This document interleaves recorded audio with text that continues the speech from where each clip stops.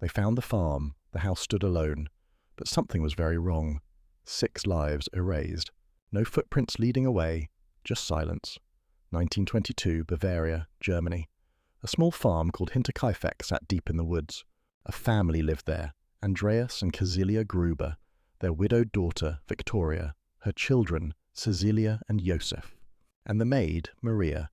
The farm was isolated, snow buried the ground. No neighbours nearby, just trees, and that lonely house. This shouldn't have been a place of horror, but what happened there has terrified generations. Days before the tragedy, neighbours noticed odd things, footsteps in the snow leading to the house, but none leaving. Strange sounds at night, like whispering. The family reported hearing them, but no one believed it. The maid Maria said she felt watched. She told Victoria that someone was on the farm, but they searched the fields. No one there, just silence. Neighbours saw smoke rising from the chimney. Days after the family was last seen. But the doors stayed locked from the inside. When the authorities finally entered the house, what they found wasn't just a crime scene. It was a nightmare. All 6 victims were found in the barn, killed brutally with a pickaxe. The blood still stained the ground. No one alive. But the horror didn't end there. Clues were strange, unsettling. Footprints in the snow led toward the house. But none led away. Not a single trace. No suspects, no weapon recovered. And the noises. The neighbours who heard them at night. They insisted they weren't imagining things. Something was out there, watching, waiting. Police searched everywhere. Local men, friends, travellers, all questioned. Nothing. No suspects, no motive. Some said the killer must have escaped through the woods, but the snow was deep and fresh. No prints. Nothing. The family's last movements were confusing. They were alive, they were together, no warning, no one called for help. But the strangest part? The day after the murders, the stove was found cleaned, the doors locked from the inside. Food left on the table, untouched, like the family expected someone to come back. Locals whispered more unsettling things, strange sounds from the barn at night. Whispers carried in the wind, cows huddled in the corner, trembling, noises like footfalls around the house, even when no one was there. Some who lived nearby claimed they saw shadows move outside the windows, not human shadows, not animal shadows, something tall, something watching. Others said they heard a woman scream, late at night, weeks before the murders, but when police checked, there was no evidence. Still, people remember. They speak of Hinterkaifeck in hushed tones. Something about that place feels wrong, unnatural. Think about this. 6 people lived there, together, safe, and then just gone. No footprints leading away. No signs of a struggle outside. What if they didn't flee? What if someone came from within? What if the terror was closer than anyone expected? Or what if nothing human was responsible at all? Some theories grew more disturbing than the crime itself.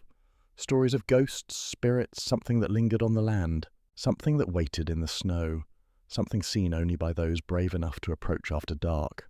To this day, no one ever proved who did it. No motive, no arrest, no closure. But locals still travel past that road at night, and some claim they can hear footsteps in the snow, not loud, just enough, like someone pacing near the barn, and sometimes, just when the wind dies down, you can hear a voice, soft, too close to be the wind, whispering a name, someone long gone. The real question is, if those footsteps are still there, are they searching for answers or something else entirely? Before continuing watching, don't forget to subscribe and click the bell so you don't miss any more scary stories. Imagine waking up in the middle of the night, in a small wooden cabin. You hear voices, not loud, just whispers. Then something hits the wall, hard, and suddenly, everything goes silent. The next morning, 3 people are dead, and the killer is never found.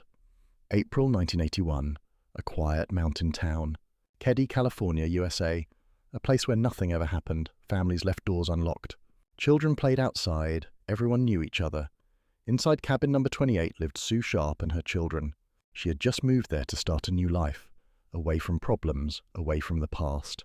That night, Sue was home with her son John Sharp and her friend Dana Wingate.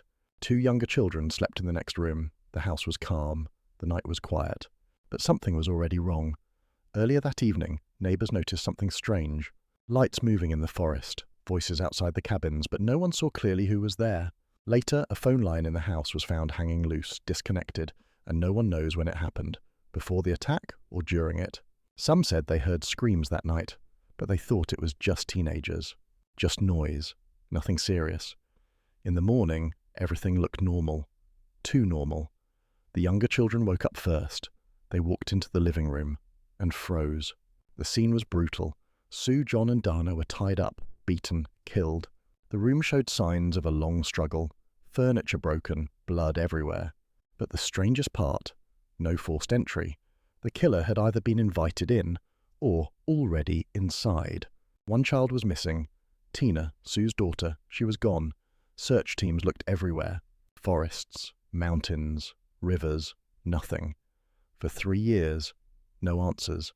Then her remains were found far away, in a remote forest area, but no explanation, no suspects arrested. The case grew darker, more disturbing. Police found strange clues, military tape used to bind the victims, unusual knots, signs of planning. Some investigators believed more than one person was involved. Others thought the killers knew the family. Rumors spread through Keddie. Whispers, fear. People said the killers were local, that they walked the same streets, that they watched the investigation. Some even claimed the case was covered up, important people involved, evidence ignored. But no one could prove it. Years passed. The town changed, but the cabin remained. Visitors said they felt watched. Some reported strange sounds at night, footsteps on the wooden floor, doors opening slowly. Others claimed they heard breathing in empty rooms. Even police officers later admitted the case stayed with them, in their dreams. Because the most terrifying thought is not what happened, it's that someone knew the family, someone they trusted, someone who walked into that cabin like a friend. Today, the murders are still unsolved, no one convicted, no final truth. But here's what makes this case so disturbing. Some investigators believe the killers are still alive. Maybe old, maybe quiet, maybe living normal lives, maybe even watching stories like this. And sometimes, when people visit the area at night, they say they feel something. Not a ghost, not a spirit, but a presence, like someone standing just outside the door, waiting. So the question is, if the killers were never caught, how many nights did they stand in the dark, watching Cabin 28 before they finally went inside?